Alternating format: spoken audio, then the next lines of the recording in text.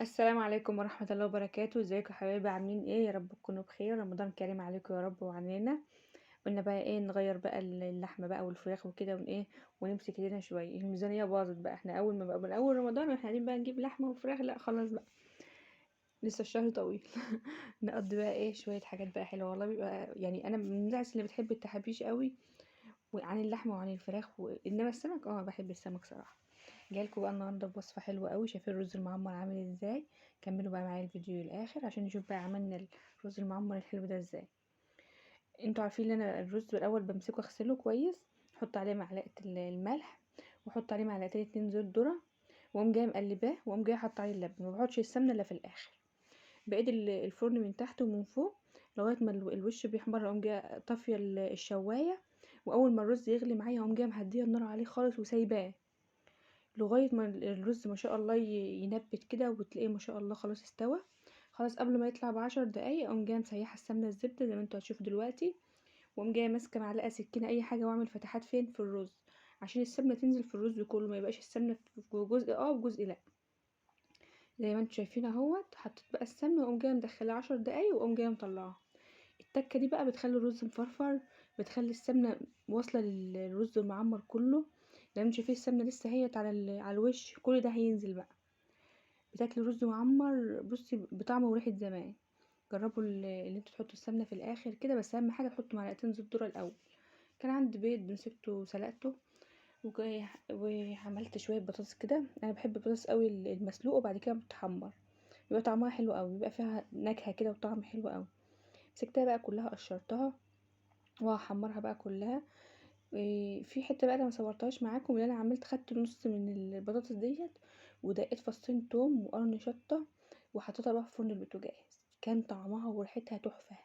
من يعني تحط الملح والتوابل بتاعتها وقرن شطه كده وفصين توم، هتاكلي بطاطس ما اكلتهاش في حياتك قبل كده. احنا بقى لسه الشهر طويل، والله هو رمضان اصلا مش شهر الاكل ولا شهر العباده.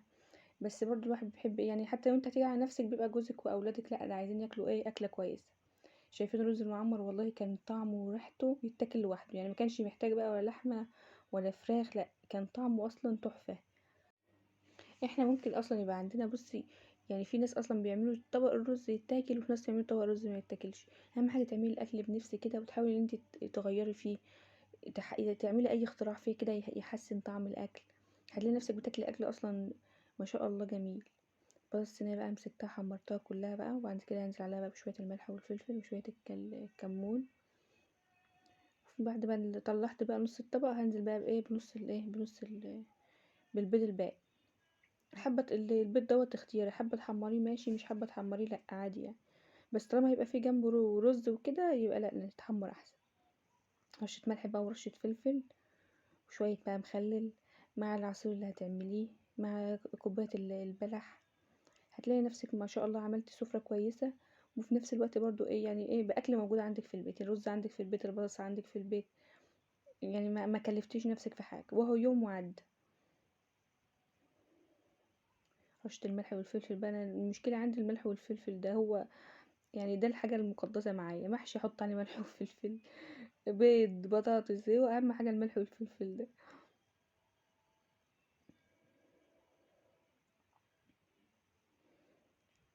عايزاكم بقى تقولوا في التعليقات ايه رأيكم بقى في الرز المعمر بتاعي، بيعجبكم ولا لأ؟ وايه رأيكم في الأكلة بتاعت النهاردة؟ قرن الشطة ده بقى ده اساسي، طبق المخلل دوت هو ده الشعار الرسمي للاكل. اهم حاجة طبق المخلل موجود. انا بعد ما عملت الاكل دوت قلت بقى ايه الواحد بقاله كتير ما جابش طعمية، لا انا هنزل بقى اجيب طعمية. عملت برضو طبق طعمية كده صغير جنبهم. قلت بقى اللي حابب ياكل طعمية بعيش بقى وكده ماشي ياكل، واللي حابب ياكل رز معمر بقى ايه ياكل. شايفين الرز بقى كان عامل ازاي؟ هو الرز صراحة بيتكلم عن نفسه ما شاء الله، كان مفرفر وفي نفس الوقت مستوي وكان طعمه حلو قوي. وشايفين السمنه بقى لما بحطها في الاخر، السمنه واصله للرز كله، يعني الرز مش واخد لا شويه سمنه في جزء والباقي لا، السمنه ما شاء الله واصله للرز كله. الوصفه ديت كانت ماما الله يرحمها هي اللي كانت دايما بتعملها، واحد بقى بيحاول يقلدها بقى. بس طبعا عمر ما نفسنا هيجي زي نفسها في الاكل. شايفين الرز بيتكلم عن نفسه.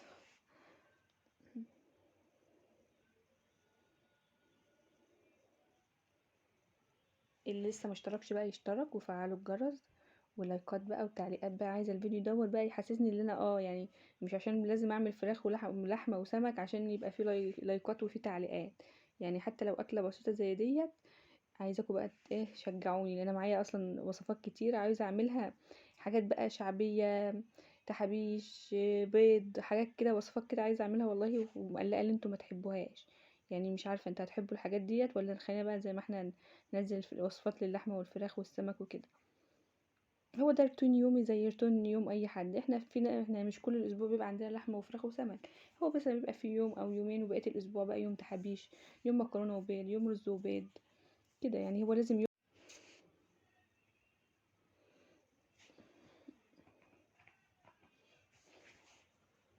لسه بقى كملوا معايا الفيديو الاخر عشان اوريكم بقى العصير اللي احنا عملتناه ومليكه، عصير كده اختراع يعني.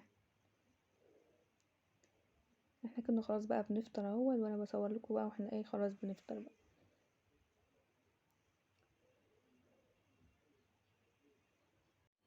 هنعمل بقى هنا كان عندي شويه بقى فراوله اللي انا كنت موريهم لكم في الفيديو بتاع امبارح اللي كان من يومين دوت، مسكتهم غسلت شويه كده، كان عندي كوبايه لبن.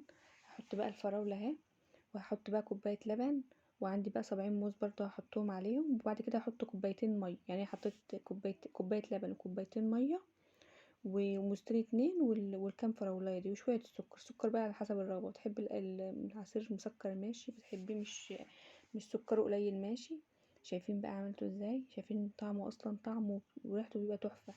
يعني انا بحبش الفراوله ساده كده لوحدها، يعني بحب اللي بتبقى بلبن يا اما موز. هصب بقى كده شويه العصير اللي انا كنت عملته بعد صلاه التراويح بقى كده. كان الواحد خلاص بقى حاسه ما فيش سكر في جسمه. قلت لها يا مليكه تعالى بقى اما نعمل شويه عصير كده. طبعا انتوا عارفين مليكه ما بتسيبنيش يعني لازم تحط التاتش بتاعها معايا. وهي مليكه بتحب الفراوله، قلت لها طب تعالي بقى. ما طول يوم اقول لك بس يا مليكه امشي يا مليكه، لا تعالي بقى اما نقعد نعمل مع بعض شويه. الفيديو بتاع النهارده كان فيديو خفيف كده، يا رب يعجبكم.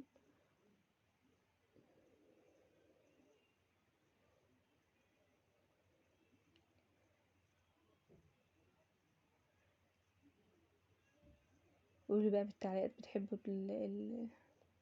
العصير بيبقى اتحط عليه لبن ولا لا، بتحبوه من غير لبن.